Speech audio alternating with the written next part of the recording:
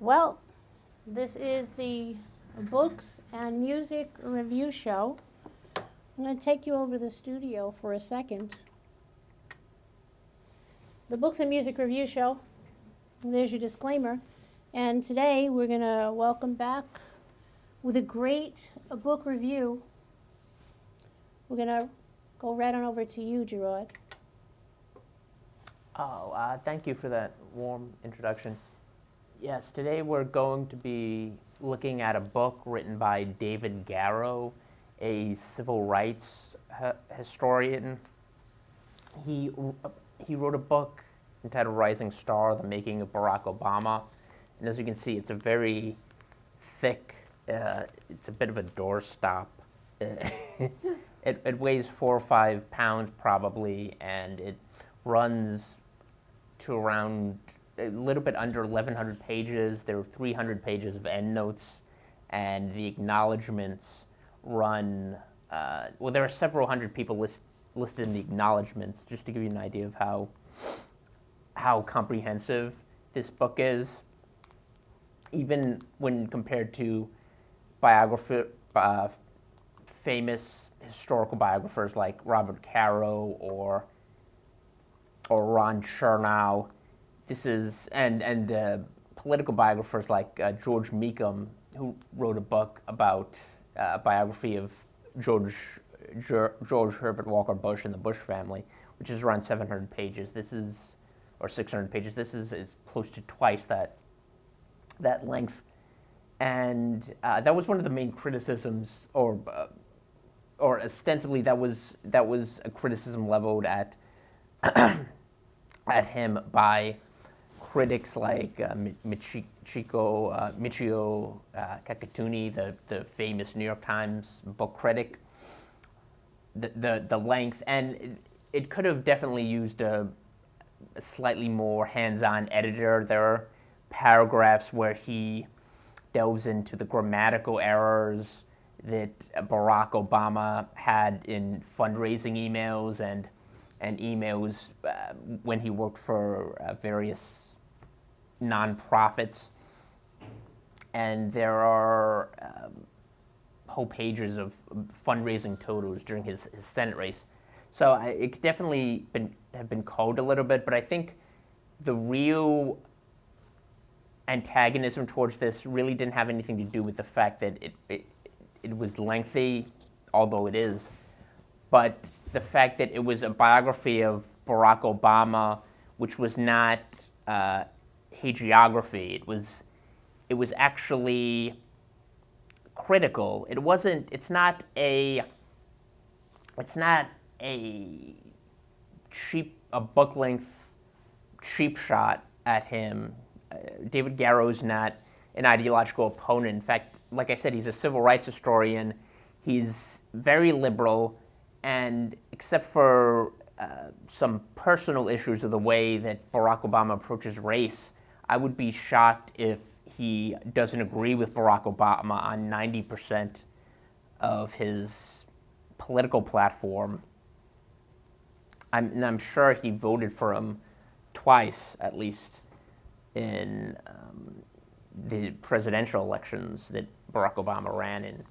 So he's not coming at this to tear down or attack Barack Obama from a conservative perspective. He's very much in line ideologically with what Barack Obama believes, but he decided to do a fair and very thorough and extensive interrogation of Barack Obama's life story and his political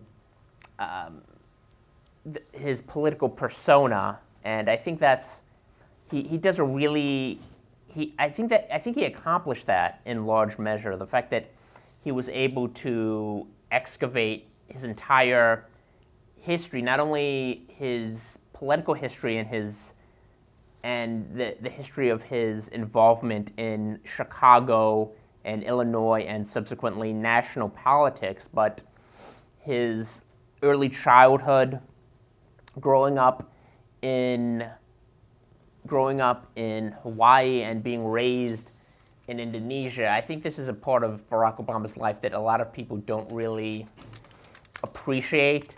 The fact that he was raised in a very foreign environment.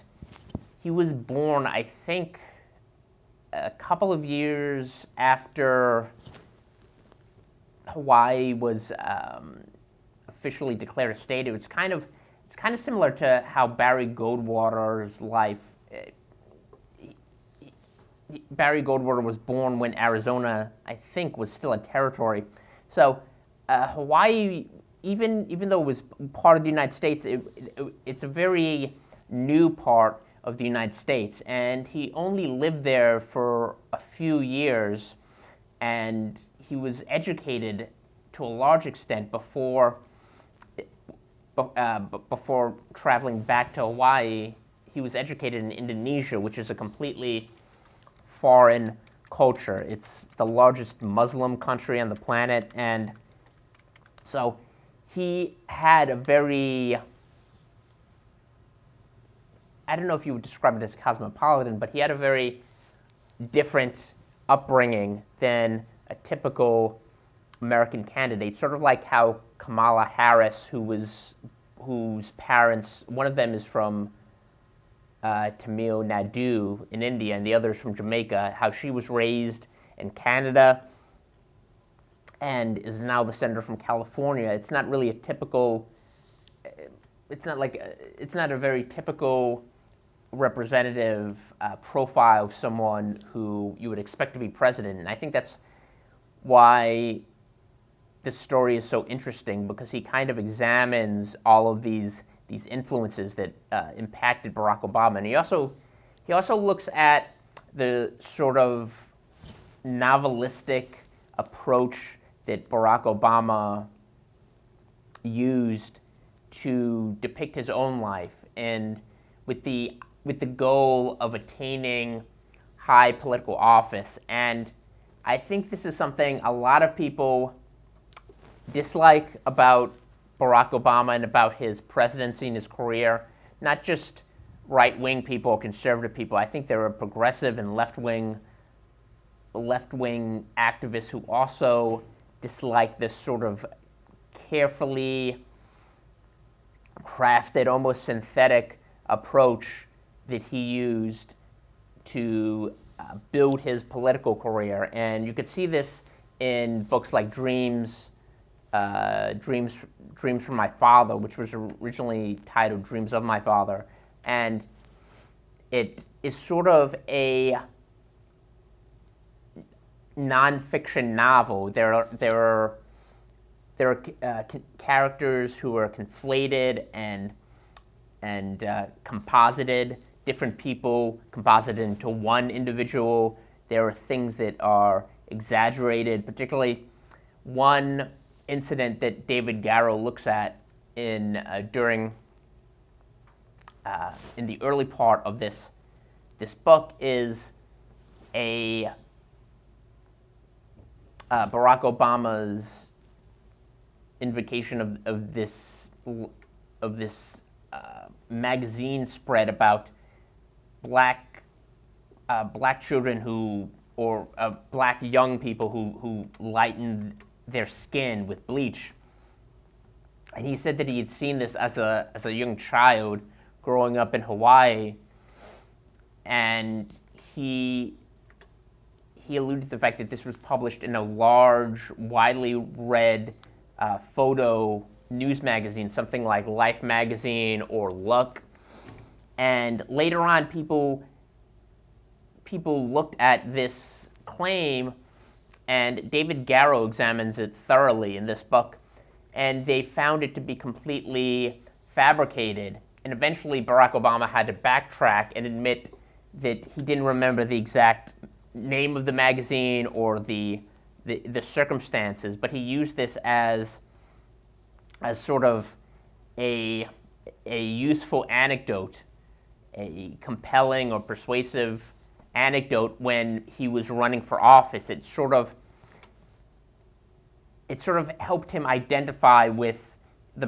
the African American community, which was a very foreign community as far as he was concerned.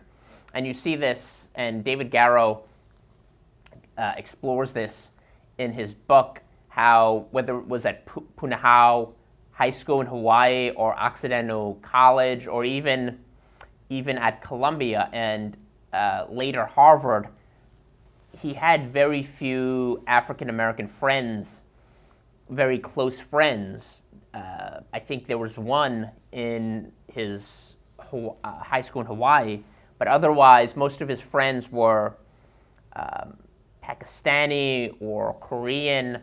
It was a very polyglot, multicultural tapestry of friends, but he didn't have that many close friends, hardly any, that were actually African American.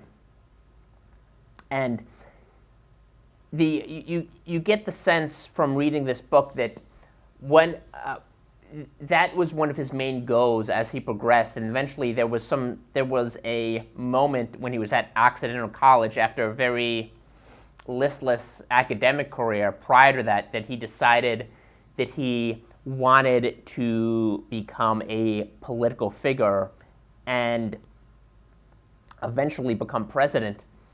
And it was there that he realized that he needed to make inroads among the African American community, a community that was completely foreign to his upbringing and to his psyche, which is why one of the reasons why he got involved in as an activist, as a social activist in Chicago, because this was seen as the heart of Black America. And in fact, when he did eventually move to Chicago, he wound up living in Hyde Park, and his neighbors, some of his neighbors were Louis Farrakhan, who's the racist, anti-Semitic head of the Nation of Islam. It's not covered in this book specifically, but because the photos were disclosed years later after he had already left the presidency, but he was photographed standing next to a very jubilant Louis Farrakhan, and he was smiling himself. And these photos were hidden by the news media, which had a vested interest in protecting him. And this is another theme that recurs throughout Barack Obama's history. These sort of compromises he made in order to advance his political career. And one of the major compromises he made was not getting married to a woman who was like him, multiracial. She was Asian. She was Asian and white, and they had a very tumultuous relationship. But ultimately, they broke up because Barack Obama thought he wouldn't be able to advance politically as a biracial person. He wouldn't be able to advance without the support of the Black community, and not being married to an African American woman would be a hindrance to his electoral success. And that's one of the things that really resonates with this biography, the choices that Barack Obama made in order to succeed, to become the person, the political figure he ultimately became, a senator from Chicago and from Illinois, and a United States senator, and ultimately the president, because he ran in 2000 against Bobby Rush, who was a longtime congressman from the south side of Chicago, and who represented a predominantly African American community. I think his congressional district was upwards of 70% or 80% Black. And Barack Obama was completely shellacked in that campaign. One of the reasons being was that he was running against someone who was a Black Panther who was identified as the representative of this community, an heir to the civil rights struggle from the 60s. And this was a person who was identified as their representative, the representative of the Black community, particularly those who had experienced the civil rights era in that part of Chicago, which is a very racially stratified, segregated city.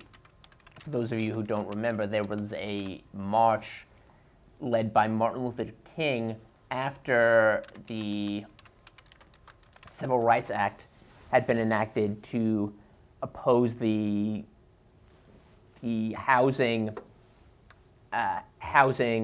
racial stratification and it was met with a lot of animus and resistance by white Chicagoans. So Bobby Rush was seen as their representative, and Barack Obama was seen as an interloper of sorts, someone who was not an African American, who was biracial, and who had sort of been parachuted into Chicago from Hawaii, from Harvard Law School, from California, various different parts of the country that didn't really have an allegiance to this community, and he was destroying that race, and it kind of gave him the impetus to redefine himself in the public eye. And this is why so many of these associations that cropped up later on were he went to great lengths to suppress. The fact that he was not, if not friends with Louis Farrakhan, was at least on friendly terms with him and with other people in the Nation of Islam, something that a lot of people who would be surprised to learn, and this is one of the reasons I think this book is worth reading, is that David Garrow spoke with Barack Obama staffers, people who staffed his office as a state senator in Chicago, and they told him very directly he had members of the Nation of Islam working for him in his office. And I believe one of the people quoted says something to the effect of, well, I went in there and you would see women with scarves all the time. And this is said in a complimentary fashion. It's not intended, coming from this person, it's not intended as a slight. But that is basically what was happening during Barack Obama's campaign for the U.S. Senate. So he had to work diligently to cordon off and to sideline this aspect of his political persona. And he actually moved one of his closest aides, who was a member of the Nation of Islam, he moved her away from the public-facing role that she had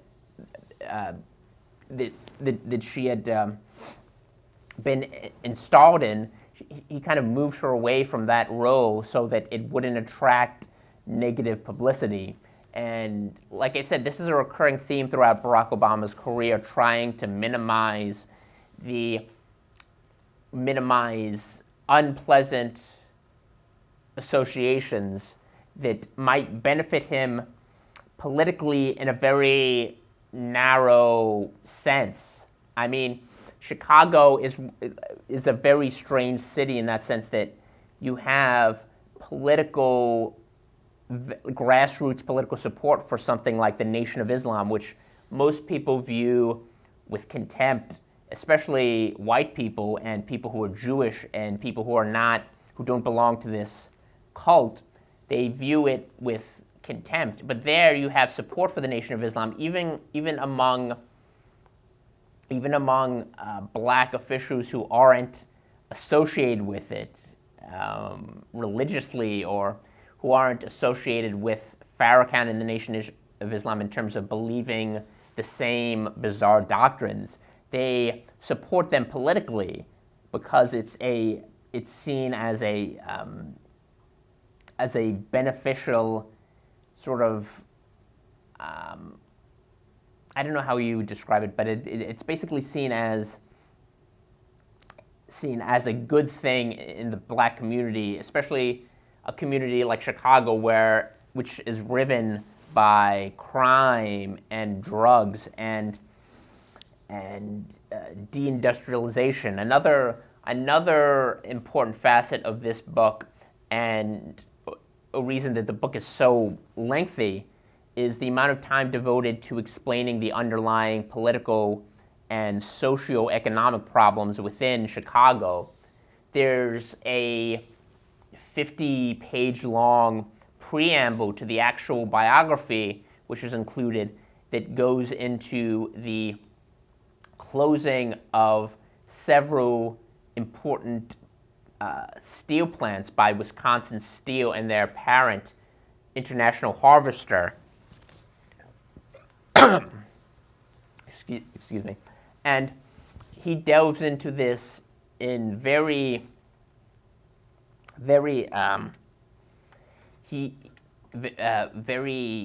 rich detail. The idea that this was a traumatic change in the lifestyle that tens of thousands of blue-collar, predominantly African American, but also Hispanic and white Chicagoans and Illinoisans were accustomed to. These were people who had very stable middle-class jobs that they used to provide for their families, and these plant closures basically devastated their lives. They weren't able to recover, and the lawsuits and political action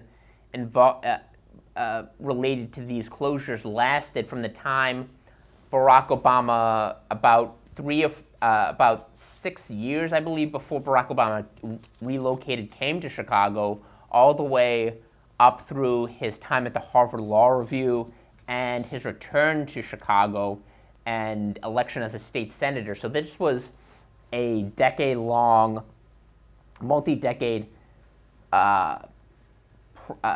process that just eroded the moral fabric of this community.